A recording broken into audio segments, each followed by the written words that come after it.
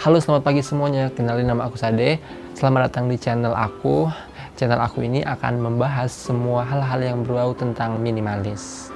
Jadi hari ini aku akan membahas 3 tips awal untuk menjadi seorang minimalis.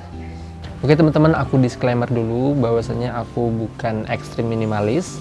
Aku juga belum expert banget jadi minimalis, tapi di sini aku mau ngajak teman-teman semua untuk belajar bareng bagaimana sih menjadi minimalis. Oke.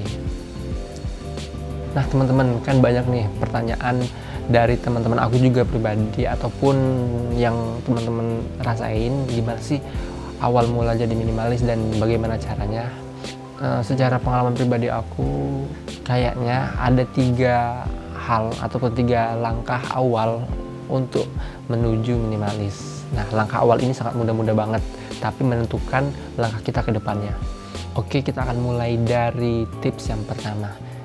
Tips yang pertama adalah tentu saja niat. Niat di sini artinya kita benar sungguh-sungguh ingin mencoba menjadi seorang yang minimalis. Karena segala sesuatu kan memang dimulai dari niat. Nah, jadi kita niatin dulu dalam diri kita untuk kita berkomitmen mencoba ataupun belajar menjadi minimalis. Kemudian yang kedua, finding your passion.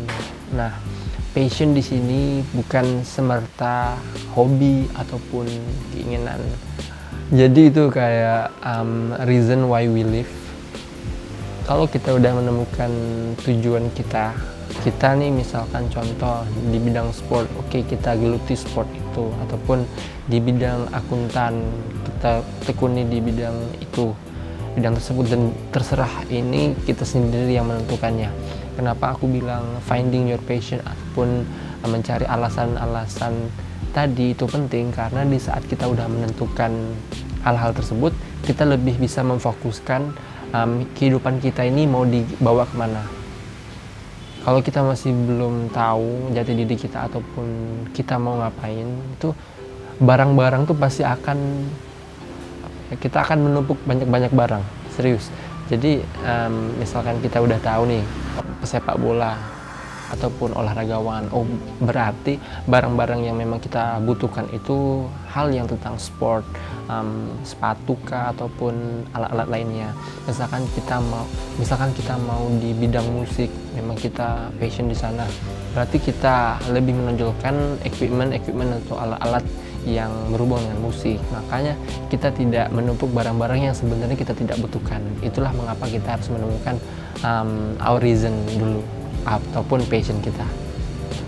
Yang ketiga ataupun yang paling penting juga, bersih-bersih barang. Nah, bersih-bersih barang ini disebut juga decluttering sih kalau nggak salah, decluttering. Jadi kita declutter hal-hal yang nggak kita butuhkan sebenarnya.